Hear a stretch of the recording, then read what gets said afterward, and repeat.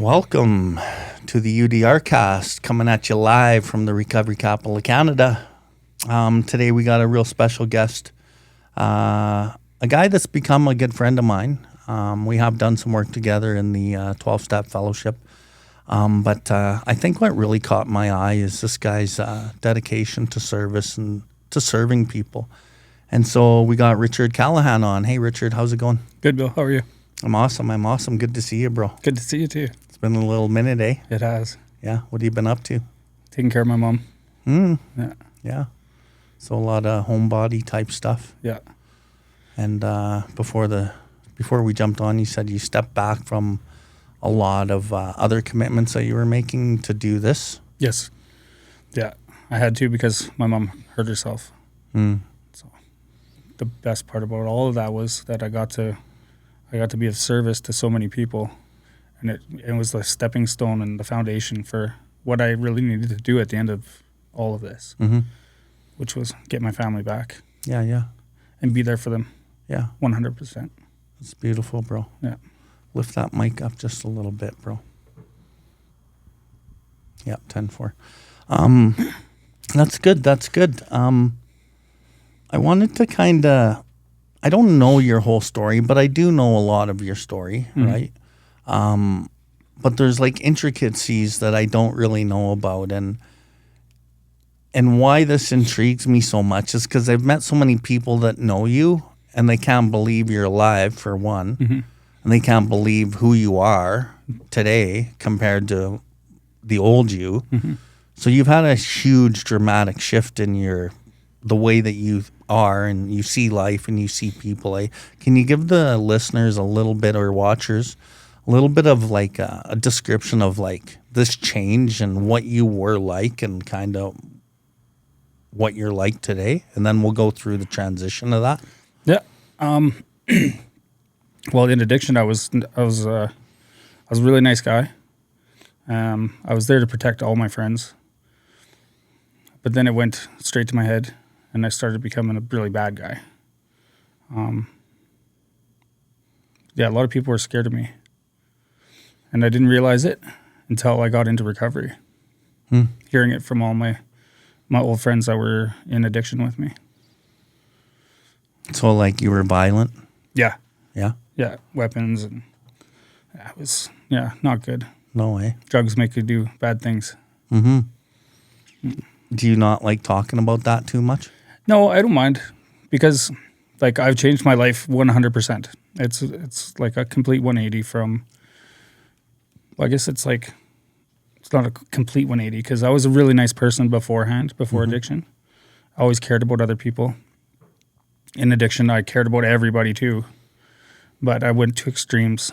When people messed with my friends or messed with my family, I would run at them with guns and violence. Roger. And you're from Ogden. And I'm from Ogden, yeah. Straight out of Ogden. Right? Me too, bro. Woo. And I see that in you. I see the Ogden in you. You can take us out of Ogden, but you can't take the Ogden out of us. No, that's for sure. Right. Yeah. So why don't we go back, way back, and kind of walk through your story a little bit. And we'll just kind of see where it goes from there. How'd you grow up? Like, in those first 5 years, was your mom married? Like, brothers and sisters? What was family life like back then? It was a single family. My mom and dad were separated. My mom and dad both were alcoholics and addicts. My whole family's alcoholics and addicts. Me and my brother are the only ones that have found recovery so far. Did you see a lot of that as a youngster before you were 5 years old? Recovery? No addict behavior? That's all. That's it. So you saw it live in action? Yeah. Wasn't even hidden? No. So that's all we knew. We didn't know anything of recovery. No one ever wanted to try to do recovery. Like my mom's she had a couple of years of recovery. Not recovery, she had a couple of years of sobriety. When she came back to Calgary, she got back right on the booze. So, but it affected our lives so bad that we were like little welfare kids, little Ogden kids. Go to camp in the summer. My mom would forget about us at camp. We'd have to go to child welfare until she figured out that she was supposed to come pick us up. Like, she did the best she could. Yeah. I don't condone her for anything Roger. that ever happened. Is she okay with you talking about her on here? Yep. Yeah. Yeah. And you had said something pretty important there. You said she was in sobriety for 2 years, not recovery. Yeah. What's the difference to you? I was in sobriety for 9 years when I met my Shannon. But sobriety is just being sober, not living life. Yeah. Yeah, dude. I'm so glad you said that so early in the podcast so that somebody understands, like, there's a difference between sobriety and recovery. And I always say, you know, sobriety is settling for crumbs and recovery is settling for nothing. That's right. And, you know, recovery, the word by definition, it means the process of getting well from an illness or an injury. Well, what's our real illness? We have a spiritual illness. And so we're never really over getting well because it's a lifelong process. Yeah. And when we take it seriously like you have, a profound change can happen in your life and now you live your best life. Yeah. Right? So going back to when you were kids and watching your family members be addicts and alcoholics, and were you guys watched? Like, how many brothers and sisters? It was me and my brother. You and your brother? Yeah. No, we watched ourselves. We got to do whatever we wanted, really. Like, we were 6 years old. We were in Bridgeland at my grandma's house all the time while my mom was at work. And we would just wander off. We'd go to the Calgary Zoo, to the LRT station. We'd take the Bridgeland Sea Train station at 5 years old to go to the zoo. And we'd go to the exit. And we'd wait for people to leave and say, our mom and our dad and our family's in there. So we go hang out at the zoo all day. No way. Yeah, at nighttime, my grandma would be sleeping, and we'd go raiding gardens in Bridgeland.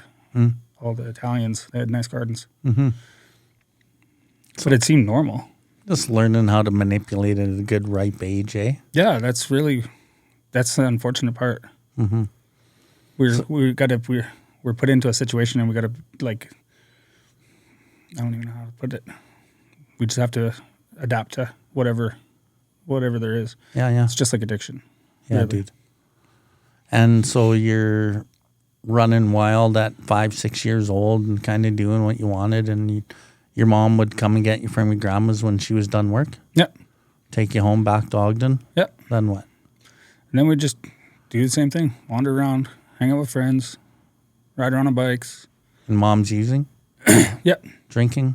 Mostly? Yep. Yeah. She's only drank. Yeah. Really, all her life. I think they did, a lot of my family did pills and stuff when we were younger, but for the most part, it's all alcohol. And as far as the other kids and the other parents, was there any other parents that were concerned about you and your brother as, you know, back home in Ogden and they saw you just kind of running rampant? My first girlfriend's mom, she was concerned. She told me straight up, like, when I was like 14 years old. I already been working for 2 years. Like, I quit school after grade 6. I went to 1 month of grade 7 at Sherwood Elementary. It wasn't for me. But she told me, like, you're going to either wander around doing all this stupid shit and you're just going to end up in jail. So why not? I can get you a job right now, a real job, a career. And I've had it for 30-some years, 35 years, I think.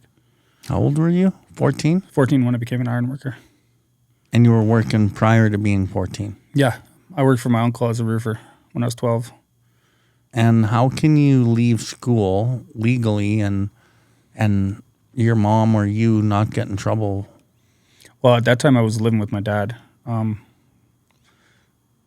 don't know. It baffles me too. I know my uncle, he made it a point to, like, work my ass off. I was getting paid $4 an hour to carry bundles of shingles up a ladder at 12. I was a big kid. Okay. He thought it was going to make me want to go back to school. No. I wanted to find a better job. Yeah. Yeah. Okay, so you're kind of back to when you're 5 and 6 and you're kind of running rampant around Ogden. what did the next 5 years look like? Well, my mom ended up like around the tail end of that. When I was around 10 years old, she found a boyfriend. She had won the lottery. Not lots, like back then it was a lot of money, like 30 grand. So we moved to Manitoba. And when she met this boyfriend, she got sober with him. Like he was already sober. In Manitoba? Yeah. That's when we moved out there. We drove out there in a 79 Chevy truck. There was 5 of us. It was like, it was a funny little scene. We were taking turns. Who was laying on the floor because there's no room in it. So it was a single cab. Oh, yeah. Yeah. It was a long drive. Reminds me of my seismic days. Yeah. We went out there. We moved from Calgary, and I was in a school of like 35 kids in a class to a school of 35 kids. So I had 3 kids in my class, in my grade 3 class. My brother had like 4 kids in his class. There was 100 people in the town. It was a big change for us. Why did you guys even move out there? Because of my mom's boyfriend. He wanted to go back to his family. Was he Indigenous? Yeah. He was? Yeah. So your mom's white and your mom's new boyfriend is Indigenous, or Yeah. did your mom have some in her? Well, she's half Cree as well. Okay. Yeah. Okay. And so you move out to Manitoba into this tiny little town, tiny little school, and did things like get better? Yeah. Yeah? Yeah. For a little while they did. My mom was working lots. She worked at a Air Force base or a Army base in Shiloh. So she wasn't home very much. So our stepdad took care of us. So he taught us how to like hunt and play with guns and do farm work and feed animals. Trying to teach us how to be grown-ups, I guess. Was he a good role model? No. No? No. At first it seemed like it was because we didn't have our dad in our life that much because he's an alcoholic too. Him and my mom got into a big fight. Well, that's like when I was 5 years old. I can still remember the day that they got into their fight. She came home. She was obliviated.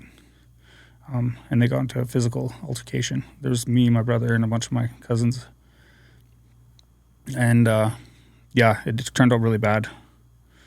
So, but this guy he seemed like he was trying to do some proper stuff for us. But he obviously had issues.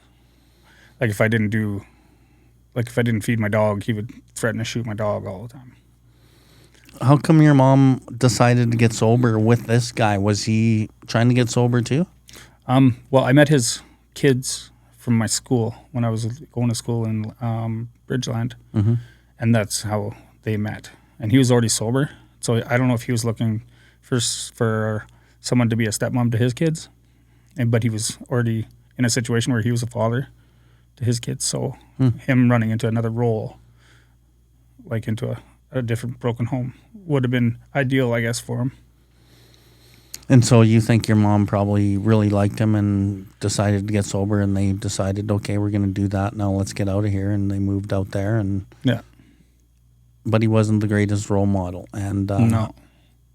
Keep going. Well, like I would complain that we didn't get steaks or we didn't get the good food that they got.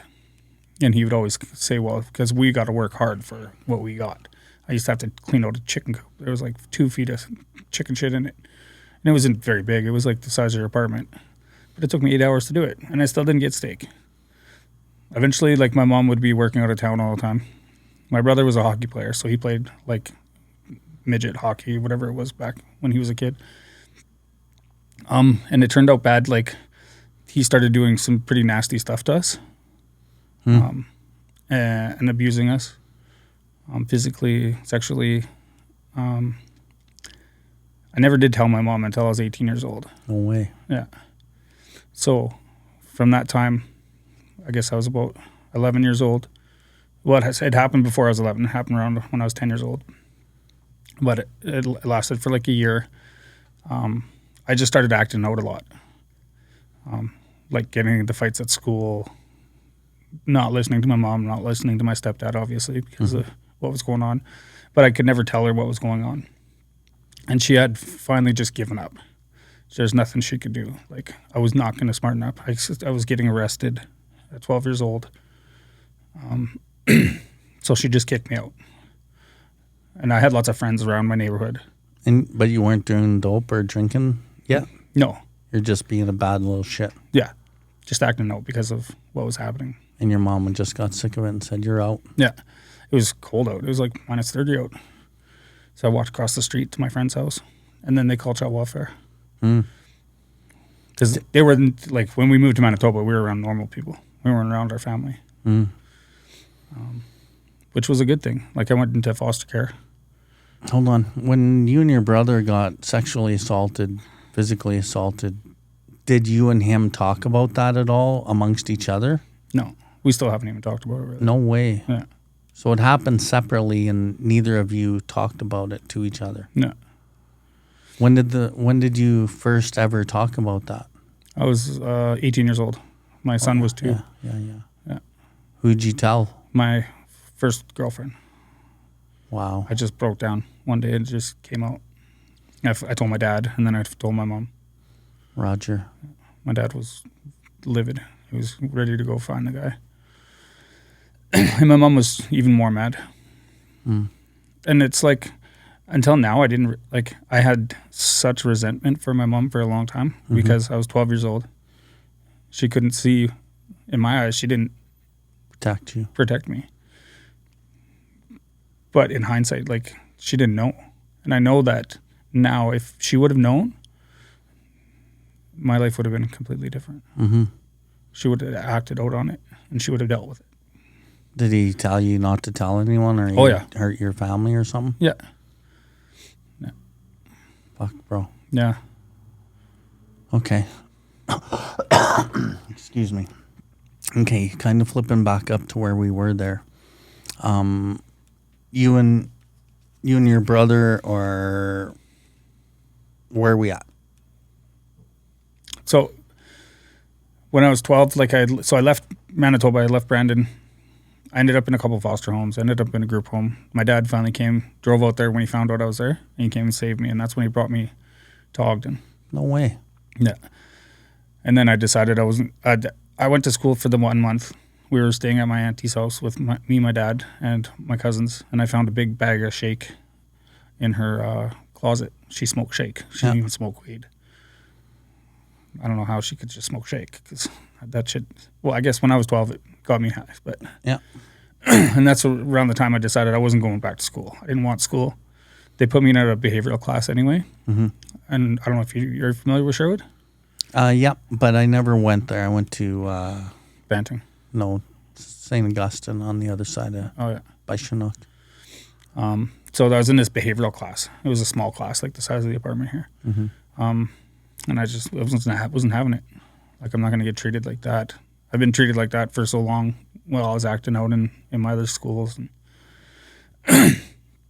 I got the job. Me and my dad, we at first, like, when I moved back from Manitoba to his house, we lived with his wife, and she couldn't handle us, or she couldn't handle him, because he was an alcoholic and he was abusive. So we moved. That's when we went to my aunt's house. I found that weed. Started doing stupid shit. We got a basement suite in Ogden, right by the Linwood. You and your brother and your dad? No, just me and my dad. Okay. My brother was still in Manitoba at the time. Oh, okay. Yeah. So later, like a year after that, is when my mom and my brother came back to Calgary. It finally fell apart for them. So when you went to foster care, your brother never went? No. He stayed with your mom? Yeah. And when child welfare was called by your neighbors or the people in the town, did they not complain that, like, your mom was not being a good mom to both of you, or why didn't he get taken? Because I was acting out. She was a great mom. She did everything for us. Okay, so but it was my actions, like looking in from the outside, it would look like someone's doing something wrong in the house if a 12-year-old's getting kicked out. Yeah. But they found, like, we had like youth care workers come into our house, and they seen that I was acting out, and I was the problem. Okay. Right. Okay. And she was doing everything she could. Roger. Yeah. And how come your dad finally got involved after being so distant for so long? Well, he was only distant while we moved out there. Like, he was always in our life. Even though he was an alcoholic, he was still in your life? Yeah. And then he moved out, he was distant. But there must have been some contact there. Yeah, we still talked a lot. Like there was one time we were downtown Brandon, Manitoba. My dad just bought us bikes. We had to go to Zellers. He bought them in Calgary. You could pick them up in Brandon. He paid for it all. And we went down to the mall. And we don't know anything about people and bad stuff. We left our bikes outside the mall. And we went into the mall to wander around. And we came out and our bikes were stolen. So our stepdad, he had gotten so mad at us. He grounded us for 2 weeks. He gave us the belt. And on his leather belt, his name was embroidered. His name was Lloyd. When he gave us the belt, it like bruised our asses with his name. Like that's how it was a different kind of discipline, I guess. Right. Not gentle parenting. So you and your dad personally stayed in touch while you were in foster care, and then he just said, I'm coming to get you, and came and got you. Yeah. Because, his wife was a social worker. And she knew about how, like, it's not a great life for someone to be in, right? People should be with their family. And then you come to Calgary and you're living there with his wife who's a social worker, and then she couldn't handle you. Well, she couldn't handle him. So they got into a fight. She kicked him out. We got our place eventually. And then he got back together with his wife while we had the basement suite in Ogden. And I already had the job. And it was only like $400 a month for the basement suite. So I just kept paying the rent. No way. Yeah. And your dad moved back in with her. Yeah. And you were how old? I was 12. Holy shit. Yeah. On your own, paying your own rent, 12 years old. Yeah. Well, I was making $500 a month. Yeah. Roofing. So. And did your dad stay in contact with you? Oh yeah. Yeah. Yeah. He was always at the house still. Like he's a painter. Yeah. So he always worked in Calgary. So he'd always come check on me. And I just lived a couple blocks away from my aunt's house. So. Gotcha. Yeah. I didn't last very long. I was only there for 3 months. Yeah. Okay. And then so you're 12 years old. You haven't done drugs yet? Just weed. The weed, the shake. Yeah. Right? Yeah. And how did the next few years look, and what happened to your mom and your brother? Well, my mom and my brother moved back to Calgary. It was great to have them back. My mom started drinking instantly, though, when she got back. Did she leave because the buddy got abusive out there? I think so. I've never talked to her about it either. Okay. I just know it didn't work out for her. Roger. So I was glad to have her back. And then wandering around Ogden, I was 12 years old. He was like 11 years old. Or maybe he was 12 by the time he moved back to Ogden. We just started meeting friends. And you know the crowd of people, like you're one generation above me. So it's easy to get in a clique with the wrong crowd. They're always there to find you. Right? Always there to defend you. Ended up getting arrested all the time, B&Es, and like I was not a good criminal. Never once was I a good criminal. Always got caught. Always, every time. Yeah. Yeah. I get caught, I'd admit to it anyway. I remember when I was about your age there, I didn't get into the crime till I was about 15, 16, 17, 18, maybe 19. I was doing a lot of crime. But I got away with so much crime between like 15 and 18. I never got caught once. The minute I turned 18, I got caught for, out of 10 charges, I was on the hook for 8 of them. Yeah, I became terrible once I turned 18. Well, I had before I was 18, I had 25 convictions. Already spent probably a year and a half in juvie. You were a terrible criminal. Yeah. When I first turned 18, I was always half in the light and half in the dark. I had a job. My brother did most of the bad stuff, and my other friends did most of the bad stuff. So I found it easy to run around selling weed in Ogden and selling merchandise, all the stolen goods. When did you start dabbling more into the drinking and drugging, and was women a thing? Did you take advantage of women, or did you have girlfriends? So until I was 33, I only had 3 girlfriends. Wow. Yeah, I was pretty monogamous, I guess. Yeah. My first one, I was with her for almost 9 years. When did you get with her? When I was 12. when you were 12. Yeah. And you were together with her through all of this. Yeah. Wow. Yeah. She's the one that she's bailed me out of jail so many times. Still, like the last time I got out of jail 3 years ago, it's because my son made her bail me out. He's always been there for you. Yeah. When did you start dabbling with drinking and drugs and that part of life? Because you're already a criminal. You're already up to bad shit. I was 21 when me and number one broke up. She was sleeping with my best friend. I was working out of town, and then I found out that they were having their affair. And I was an iron worker for a big company in Calgary, and I came back, freaked out on them both, like big episode. And then our best friend, which was her best friend, she used to work with at the Dairy Queen up in at the Glenmore Inn.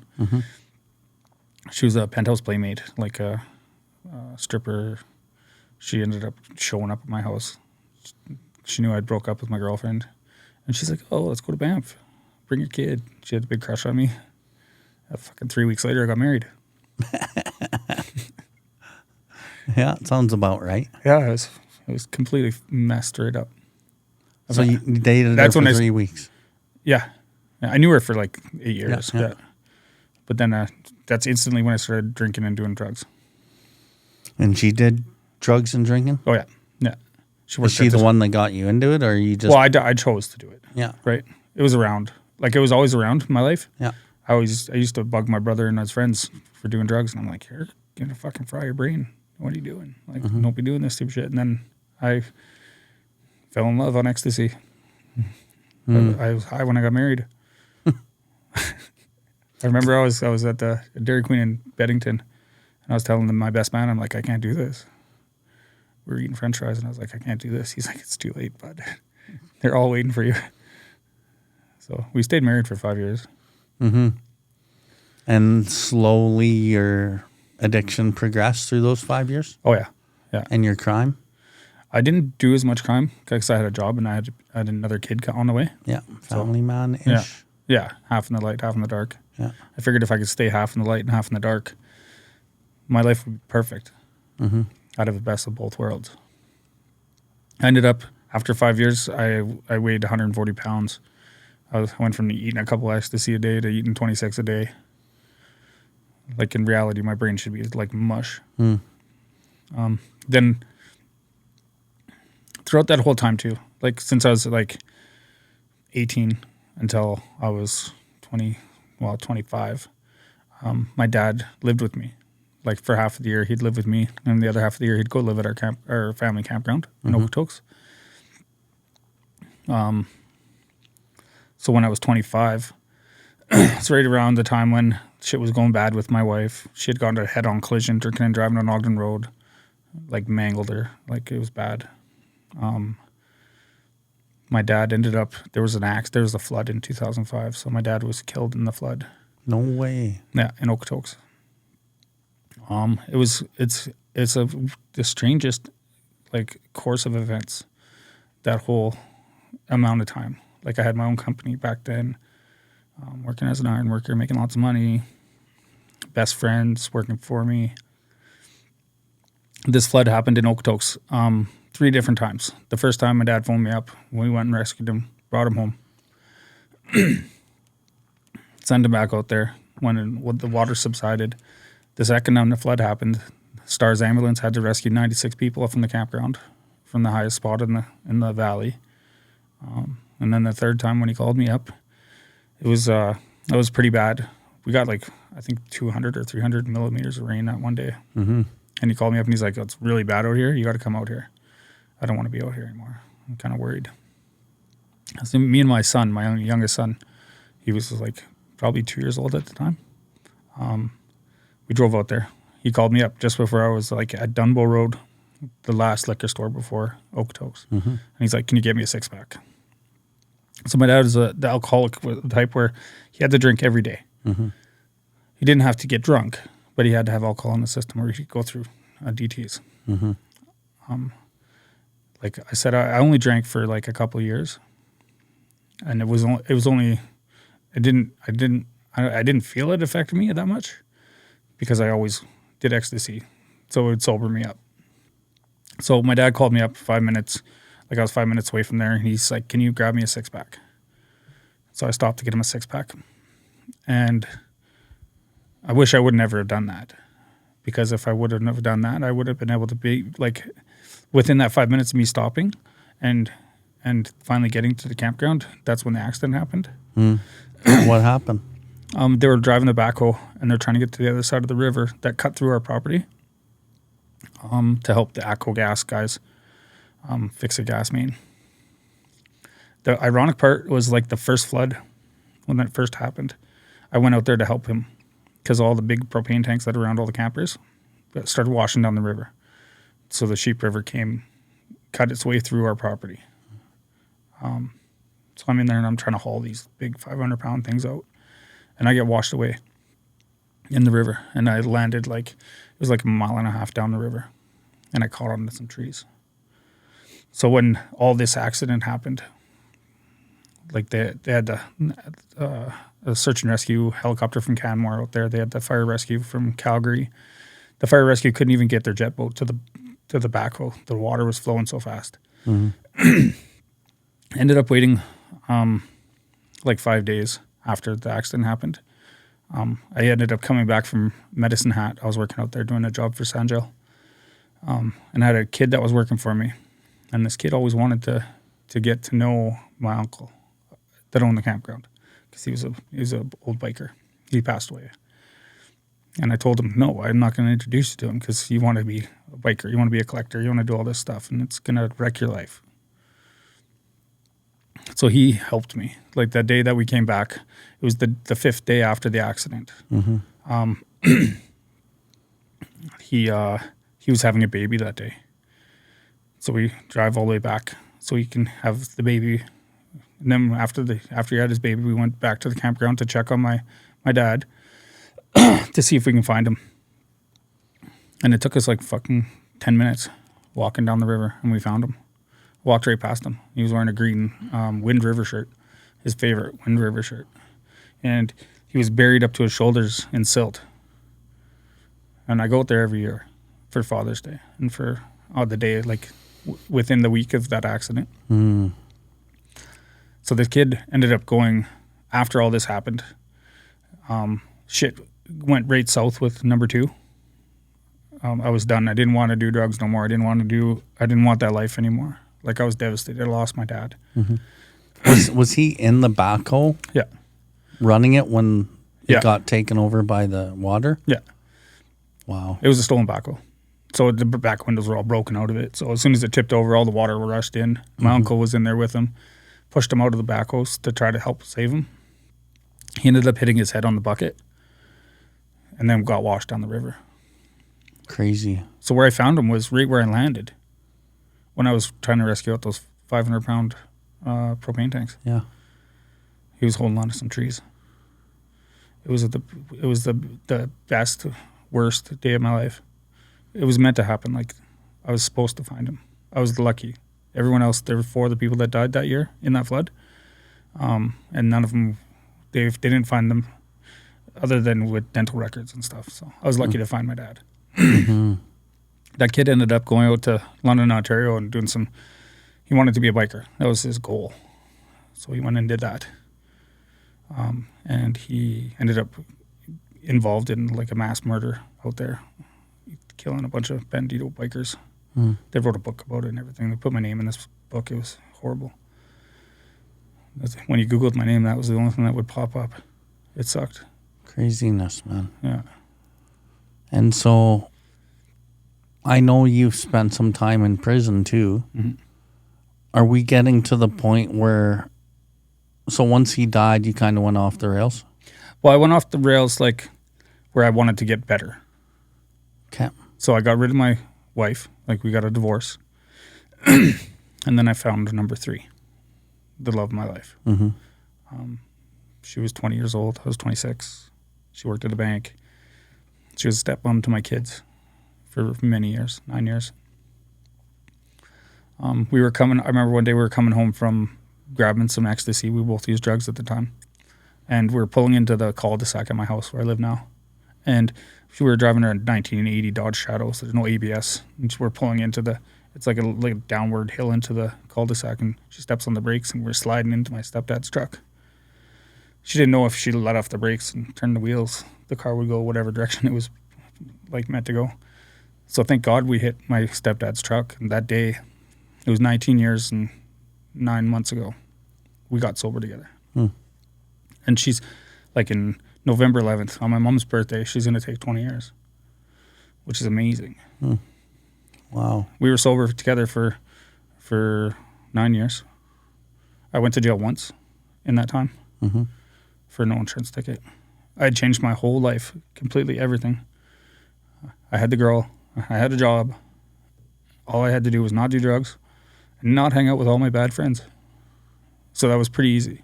And that's when I got sober. But that's the difference between sobriety and recovery. So you spent 9 years sober. Yeah. Maybe not the happiest, but No, the happiest it was happy, but you could have been. I could have dealt with it better for sure. Yeah. Like if I would have put in the effort that I put in this time into that 9 years, I'd be 20 years sober in November. We'll get back to the podcast in a second. The opinions expressed on this podcast are solely of the guest sharing or myself. We have no affiliation with any 12-step or recovery program. And if you do like our work, please consider visiting BILLWARDLIFE and supporting what we do. Now back to the podcast. Okay, so let's try to fast forward to, I guess, 9 years of sobriety with this woman, then you finally break up? Yeah. Had lots of money.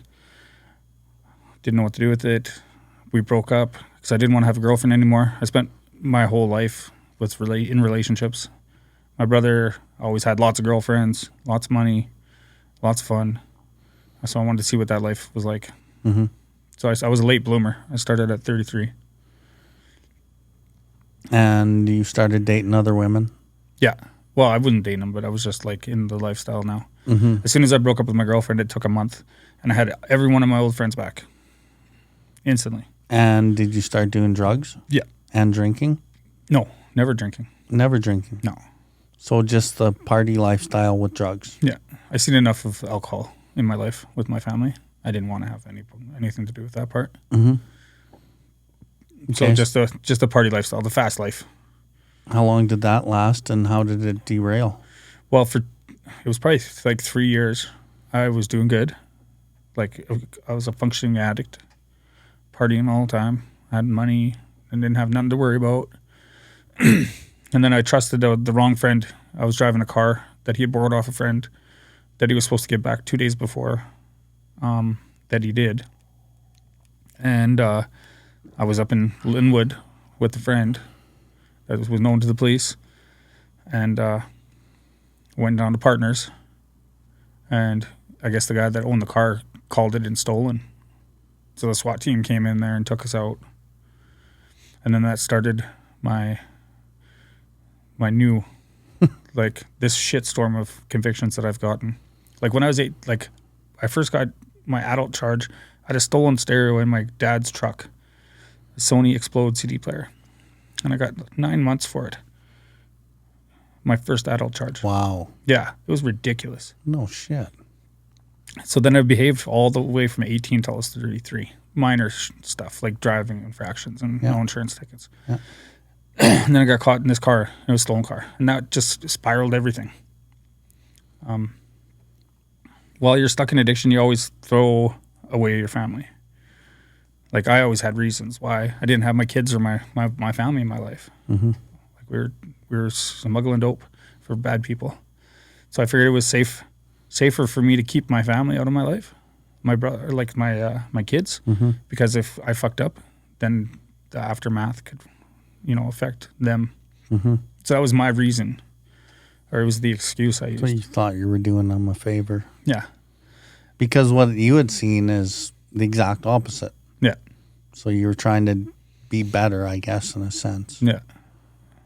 If you're going to be bad, be good at it. But I was never good at it.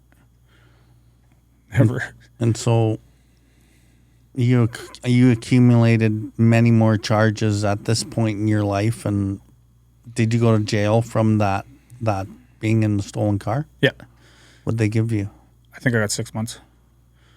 And the best part about going to jail is like all your friends are there. You don't have to pay for nothing. And it's easy discipline. Mm-hmm. Never did drugs in jail. Never wanted to do drugs in jail. I think I did. Well, I actually did drugs once in jail. I was in healthcare and some girl brought in a bunch of acid. Mm-hmm. And I was the only stupid one to do it. It was not a great trip. I bet. Yeah. What other charges did you accumulate along the way? Just stolen cars, high-speed chases, and lots of fraud.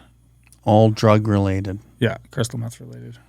Crystal meth, and by now you're on the crystal meth pipe. Yeah. Something I never ever thought I would ever do. Like I remember living in Marteloup and I was having little rave parties in my garage, and there was a tweaker house right behind us. And they always intrigued me. I wanted to know what the hell they were doing all the time. They brought me into their house so I could see, and I was like, I'm never going to do this. Mm-hmm. Never, ever, ever wanted to. And I don't know why I did. I was selling cocaine, and I had an escort friend. And she said, because I was always falling asleep, I was losing out on customers. She's like, just try this. Do one line of it. I did one line of it. And I was sold. Over. Done. The amazing part is she's sober now. Mm-hmm. She was the first person that ever brought me to detox. And from that line, you started smoking it later? Yeah. And it's funny because that drug doesn't seem, like when you do it, it doesn't seem like it does anything to you. Mm-hmm. Like I got severe ADHD, like maybe that's why it seemed like it didn't do anything to me, but I'm sure outside looking in, it was probably pretty prevalent that I was doing it. So for 7 years, out of 10 years, 7 years you're in and out of jail. Yeah. And I know, because I do work in prisons, and I know drugs are pretty much everywhere. Yeah. How were you able to stay away from drugs, being a drug addict, while you were in prison? I didn't want, I don't know, I just didn't want to do it. Like being in jail was a time to like recoup and get better. Mm-hmm. It's like people go to like 20-day treatment centers to spin dry.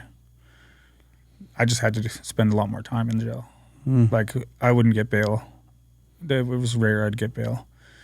I'd see people coming in and out and in and out and in and out. They would do dope in there and they were all flailing around on it. I didn't want nothing to do with that. Like I never wanted to be a criminal. I never wanted to be in jail. Like there's two different criminals or two different inmates, right? There's an inmate and then there's a convict. Mm-hmm. Convicts are like habitual, continual. They live by the code of jail. They got to be in all the drama of it. And I never wanted to be a part of any of it. But every time I got out of jail, I had alienated myself so much from my family, thinking that they don't want nothing to do with me. Mm-hmm.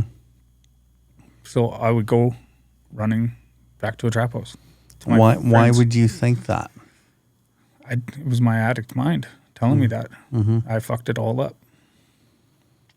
I remember I was on bail for like 150 charges or something, and we were going to sell a food trailer in Medicine Hat,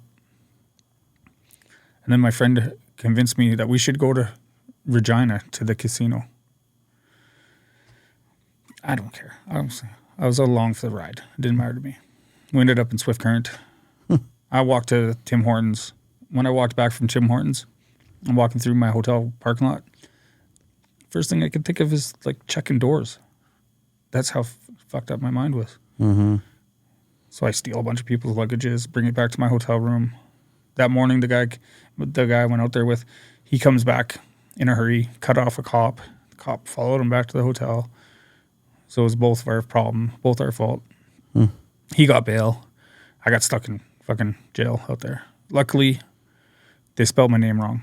They spelled my last name with one L instead of two. So they didn't know about me being on bail for all these other charges in Calgary.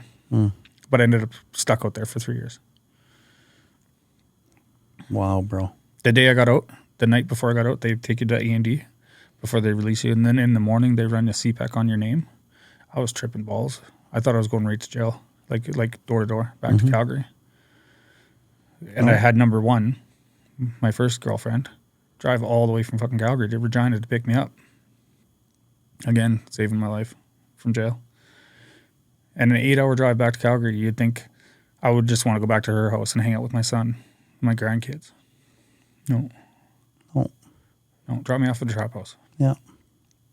Crazy, bro. Start the cycle over again. So what was the catalyst that finally pushed you on a path of sobriety with all this debauchery in your life? Well, there was 3 more stints in jail, in and out. And still not using? While I was in jail, no. And smartening up? While I not was really. No. It's like I did a treatment program in Regina. I got out after completing a treatment program. Mm-hmm. But instantly went to a trap house. Mm-hmm. When I could have just went back to family. I ended up getting into I had 5 high-speed chases on my record, so they were starting to give me more and more time. I ended up in a high-speed chase a month after I got out of jail. It was a big, huge 4-hour high-speed chase in High River. 2 helicopters. It was retarded. And then they gave me a promise to appear. Me and my friend got arrested out there in High River, and fucking Calgary City Police came out there, and all they did is take our pictures. And then they drove away. And then the RCMP were like, well, we don't want you. You guys can go. I just promised to appear. From that day, I accumulated, without knowing, 267 more charges. Finally got arrested. I still remember the day. I was parked outside of a 7-Eleven in an STI. It was like a 2004 STI. It used to be white. I had painted it green because once I paint it, it's mine. My favorite car in the world. I have a brand new one now, but it's not stolen, which is the good part. I had the whole car full of mail because I did fraud, so I'd steal mail and do fraud. But I had so much mail in there, and I didn't want to have it in there. So I started burning it in the front seat. I'm having a cigarette burning mail in the front seat of the car, and I fall asleep. Next thing you know, there's 15 cops in front of me with their guns out. The car's running. I come to because I hear someone banging on the window, and there's all these cops with guns on me. And then I'm thinking in my head, I'm like, it's a fast car. I got a lot of gas. But then that thought quickly faded away. It's like, they're gonna shoot me. So let's go to jail. I just surrendered, shut the car off. They arrest me, put me in the back of the car. It was the first time that surrender felt good. Like I always surrender. But that time it felt really good. It was 2 seconds I fell asleep. Boom. Wake up at a district, fall asleep again. Wake up at the APU, fall asleep. Go to remand center. I phoned my parole officer. I was a prolific offender with all these charges. And I'm crying on the phone to her. I'm like, I don't want to do this no more. I'm sick of this. I want my life back. This isn't me. Even in addiction, I would say that to my one friend all the time. I'm Richie. I have a job, I have a career. I'm an iron worker. I'm amazing. I wasn't that great. I wasn't that amazing. She'd tell me, you're never going to be that person. So I don't even want you to even talk about it. I fucking hated her for it when she said that.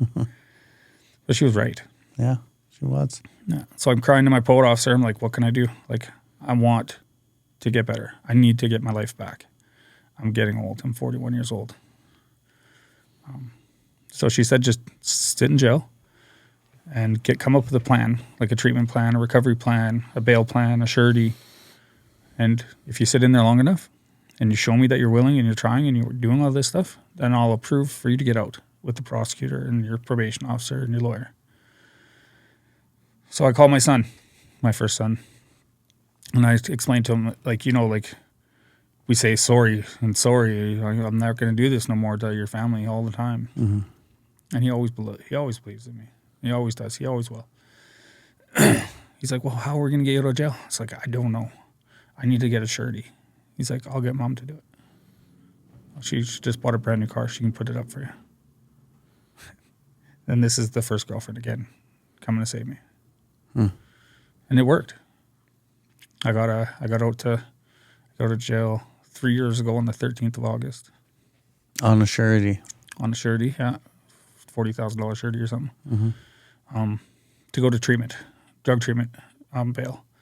Ended up at Sunrise Healing Lodge. I'm a character. I'm full of ego. I can't curb it. I don't know why. because I love the attention, I guess. But I did pretty good at Sunrise. Minus I was working my program, not the program. I snuck my phone in. One day we ran out of milk. I'm 2 weeks away from graduating. I thought it would be Captain Richie save the world. So I ordered 8 gallons of milk. And then I ran up to the counselor and I told the counselor about it. And she's like, you can't fucking do that. Like, there's no client donations here. I was like, okay, I'll go call my girlfriend and tell her to cancel it. So I run back to the washroom and I cancel the order on Uber. Go back to class. 10 minutes later, the counselor comes in, pulls me out of class, takes me up to the front office and says, we're exiting you. I'm like, why? I canceled the order. Well, this order still showed up. So then I had to explain to my probation officer, my poet officer, that I'm getting kicked out for this reason. None of them believed a word I was saying. Sounds pretty ridiculous. Yeah, it is ridiculous, but it's so factual. That's the fucked up part. My lawyer believed me because that's her job. She's been my lawyer for 13 years.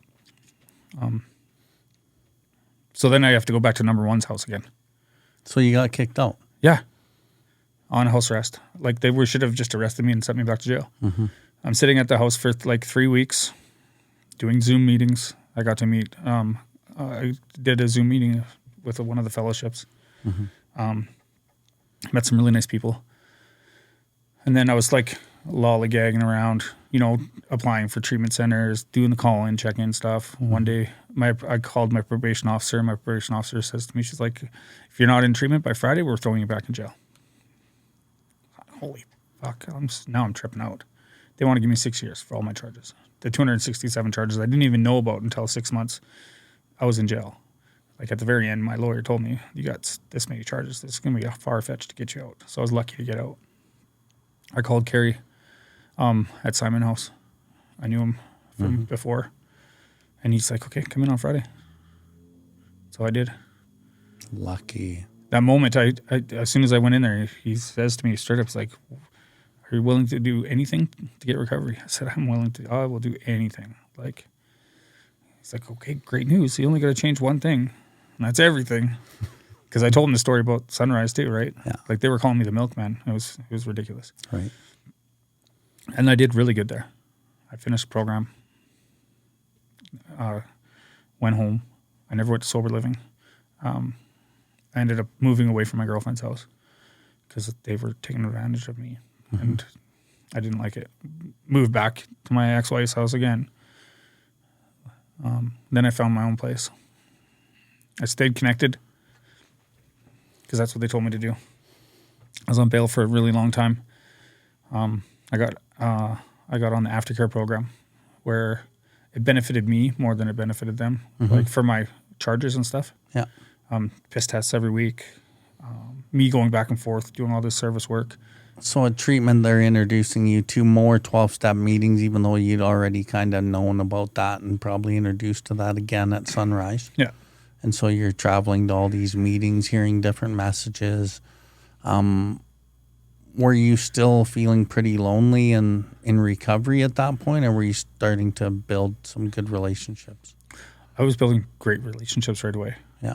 And this is what I missed out on when I got sober the first time. I didn't need it. I had a girlfriend. She was my higher power, you would say, I guess. But I've always been a social butterfly. So coming into the rooms was really good. I got to meet a lot of new people, but I got to meet a lot of people that I knew from addiction that have been embedded into the fellowships for many years, 3 to 5 years. And then I thought to myself, well, if they can do it, I can definitely do it. When did you make that decision that you really knew you wanted to change your life? Was it when Carrie said, okay, I can get you in, but you gotta change everything? Was it then, or was it before that? It was a month after I completed treatment. A month after. I had to go to treatment. It was part of my bail conditions. Yeah. For me to get in, I went through Indigenous court.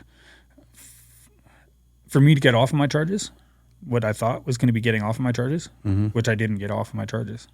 I took full accountability for all of it. But I did all. I soon went from having to be here to getting to be here. And then getting to So it was a month after you left treatment, you got the willingness to be like, yeah, I'm doing this for real. Yeah. And it was awesome. What an amazing feeling it is to give back and to be an inspiration for other people. And like they say, you got to seek out people that you see it's working in their lives. They may not have everything that they want in life. I don't have everything I wanted or had before addiction. Mm-hmm. But I have more, 10 times more. Yeah.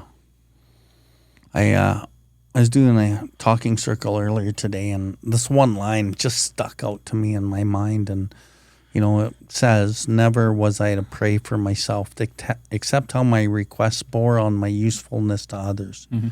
Then I may expect to receive, and that would be in great measure. Mm-hmm. And you're describing that, right? As you made this decision, you just started serving. Mm-hmm.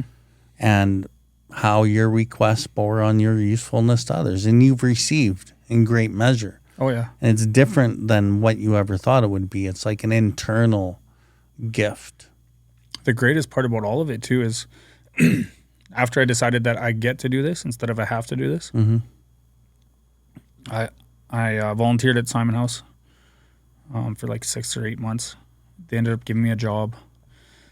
I kept asking my lawyer for all these extra things, because I'm doing and I'm superseding all these expectations that they have of me. So I'm trying to get rewards for all this good behavior I'm doing. Mm-hmm. So I asked him, like, well, can I get my license back, do you think? She's like, holy man, you sure ask a lot. Like, it's your 5th high-speed chaser on bail for. Like, she's like, I'll talk to the prosecutor. She talks to the prosecutor. She gets me my license back. No way. Somehow, some way, I go to the registries. And I'm thinking I'm going to have like $5,000 worth of tickets. All I had to pay was a $50 reinstatement fee. I get my license back. I have it for 6 months. I go to court. I get sentenced, finally. The day, it was like a blanket ceremony for my Indigenous court. They dropped the dangerous driving, because they had so many other charges. All the like the back of the car was full of mail. So I got charged individually for every piece of mail that was in there. I should have burnt more. I got charged with driving without disqualified. That one they couldn't get rid of. Mm-hmm. So I remember I was driving one day I went to my apartment, and I had one of those chits on the window mm-hmm. that said Canada Post. So I wasn't like this whole time I was out on bail in treatment. I was never allowed at a Canada Post office. I was never allowed near a mailbox. Nothing. It was all on my conditions. Mm-hmm. So I'm excited now. I'm finally sentenced. I have my license. I can take that little Canada Post paper to a post office and get my mail. Because it was registered mail. I was so excited. I was thinking it was a credit card. It was a fucking suspension. So now I got to deal with this, like 6 month suspension. And like, I dealt with it pretty good. Like, I'm okay with taking a bus and stuff. Mm-hmm. Right? I had to learn to go into treatment, like $285 a month for welfare. Mm-hmm. Get out of treatment, it's $800. And then I started working at Simon House. I was making $2,400 a month. It's not enough. It's mm-hmm. not a lot of money. Yeah. But I got to learn to live with little, and I got to receive immeasurable amounts of blessings. Yeah. Because you were forced to learn to live with little. Mm-hmm. And through that service, that little actually turns into everything. Yeah. It wasn't until like that, around that month, I think was the time when our friend told me about your podcast and about your big book study. Mm.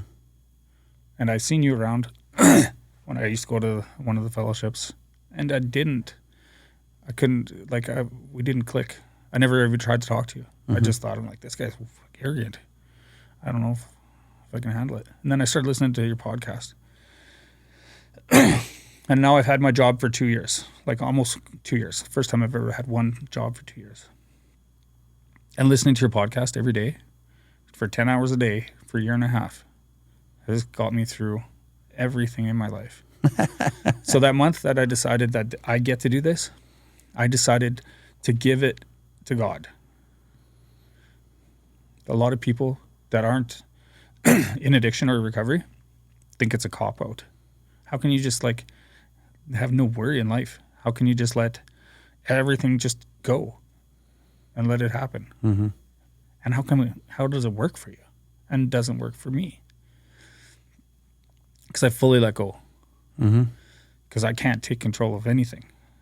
Like I tried taking control of I didn't want people not to have milk for breakfast, right? Dude.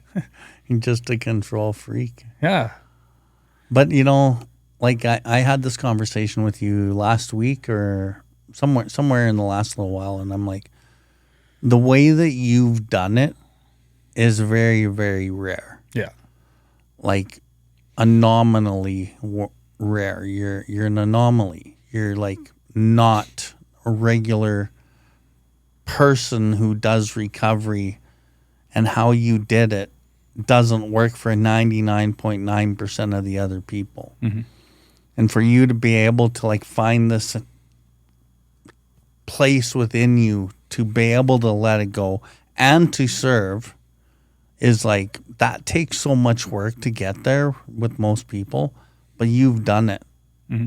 And, right. And I told you, like, don't be going around telling everybody that this is how it can be done, because most people never do it like that. And you're probably giving them false hope. Yeah. But it was very similar to like Bill W. in the story where he had the profound spiritual awakening when he tumbled out of bed, blah, blah, blah. He changed. That's kind of like what happened to you, a profound spiritual awakening where you turned it all over. Mm-hmm. Most people don't have it. Like the book says, we grow into it more slowly. So, and that's another reason like why I would like to keep working with you on the steps and showing you the literature so that you're able to help like 99.9% of the other people who aren't going to get it like that, right? Yeah. And your game, right? And we're going to reconnect and do some of this work. But yeah, it's not normal, bro. Like, and you know that, right? But the best part of all that service work that I got to do, all that for the end game, like I talked to my mom and my stepdad a month ago, and they told me straight up, they're like, we were this close. Like we were within like, a couple days of just getting rid of you and washing our hands of you for the rest of our life. We didn't think you were ever going to get your shit together. It was the moment that it was like, my brother has been out of jail for a long time now. He's been out of jail for like 5 years.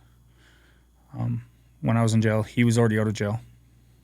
He didn't think Poet was going to help me because he was a prolific offender too. But he knew that a Poet would help me. He knew that I wasn't like him. He knew that I wasn't like others too. He knew that I would get it. So all this service work and all the stuff that I did, and I did have to step back from all this because my mom hurt herself.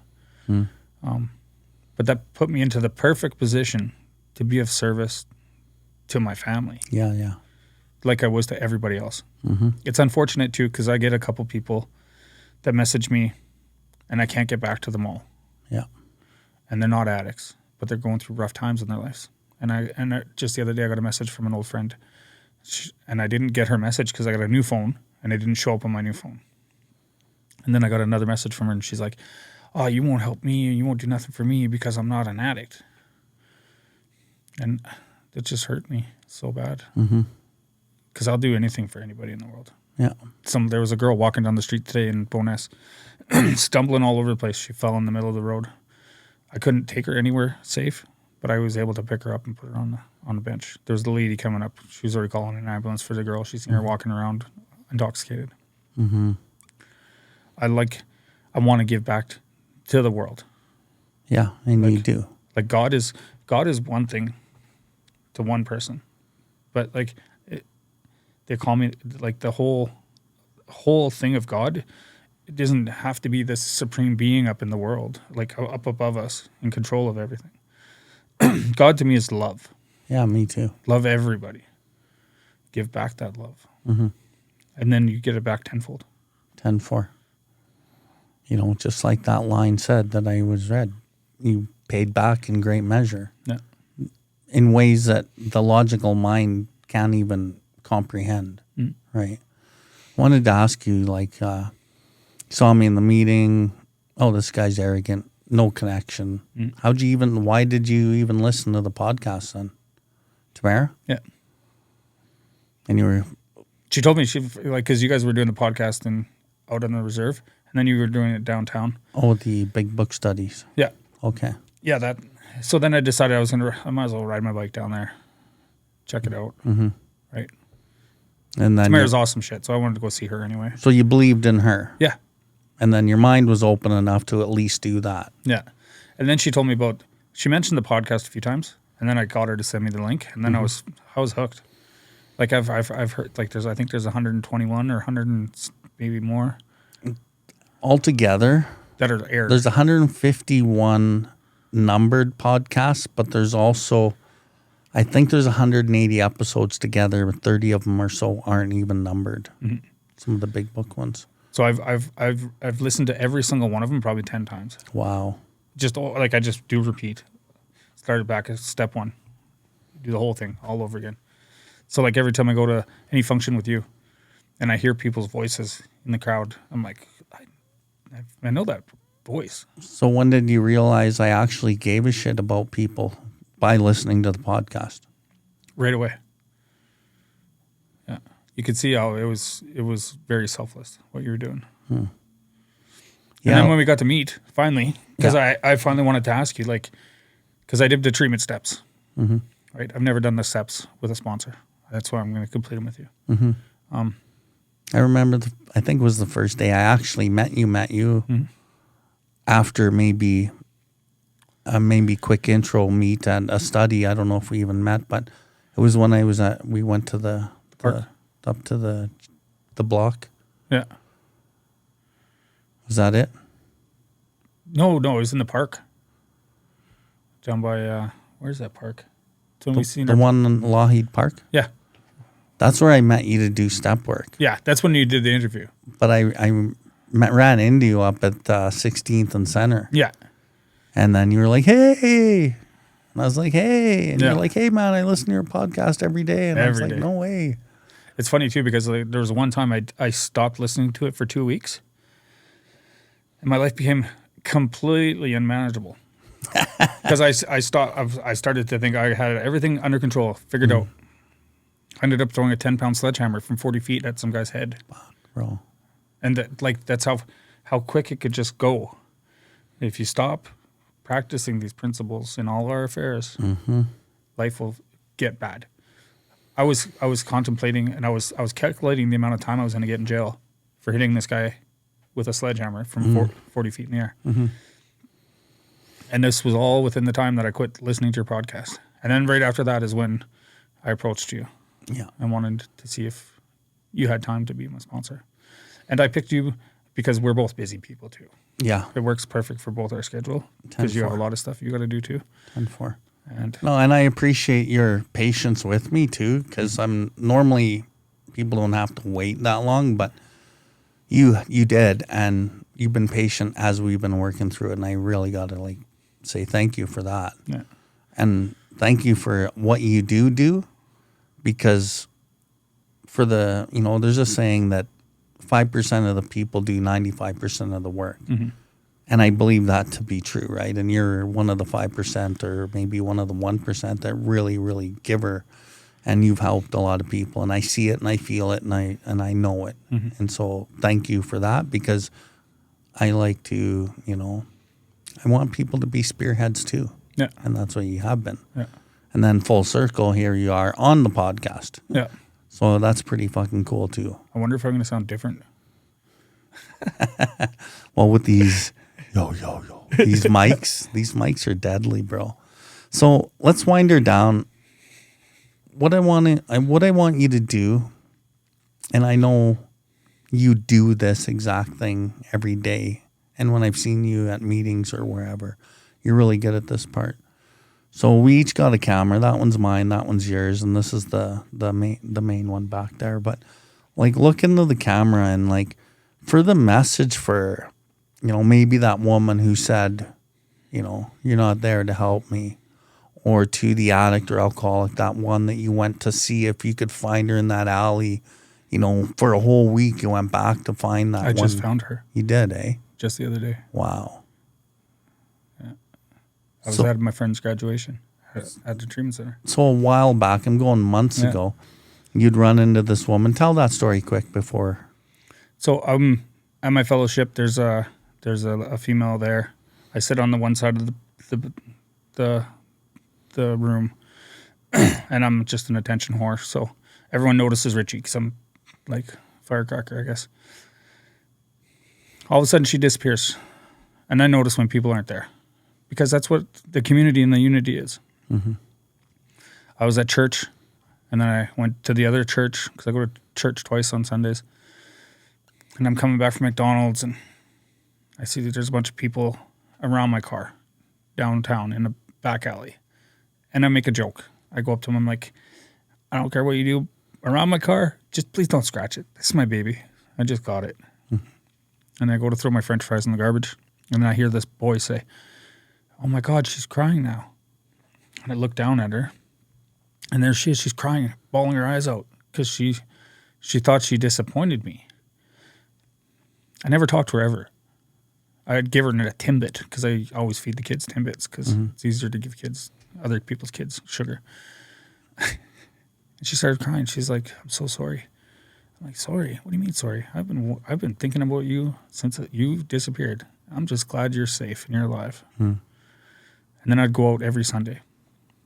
We'd go out every Friday. We'd give out food. And I'd try to find her all the time. And, when I wasn't trying to find her, I find her every time. And then 2 days ago, I go to the graduation ceremony for a friend, and all of a sudden I hear someone yelling my name.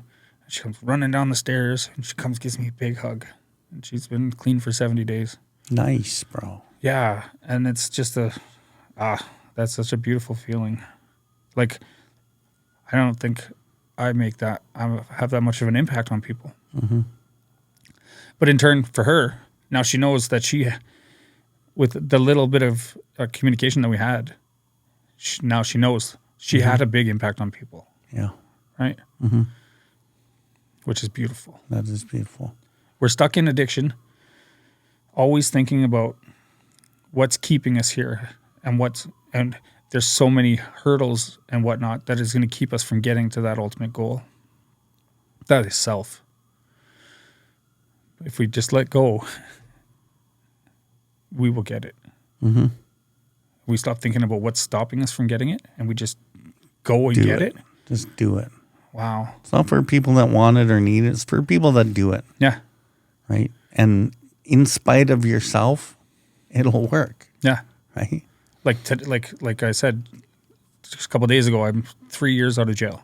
Right. First time ever. In February 4th, I'll be condition free for good. That'll be the first time in 15 years. Wow. I'm not even counting this recovery time until I have 9 years of recovery to match my 9 years of sobriety. And then I think I'll want to start taking birthdays again. Which is weird, but okay. Well, what is your message for the person who can't get it, or it keeps trying and they mean well, but they can't get it, or for somebody who's never experienced recovery? What would you say to them? Keep an open mind. Be willing to take all the suggestions that you can and remain forever teachable. No matter if you come in and out of this place 5, 10, 15, 20 times. I have a friend that's come in like 40 times. He's doing amazing. Never give up on yourself. We always think that everyone has given up on us. But no one has.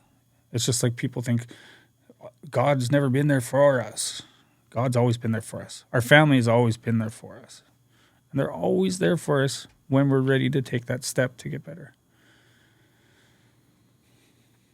We can't force recovery down people's throats. Like I have kids that are in addiction still. I can't force it down their throats. But if they can see, and we can be that glimmering, guiding light to show them that this is possible, we don't have to preach it to them. Yeah. They see how it works in our life. Yeah.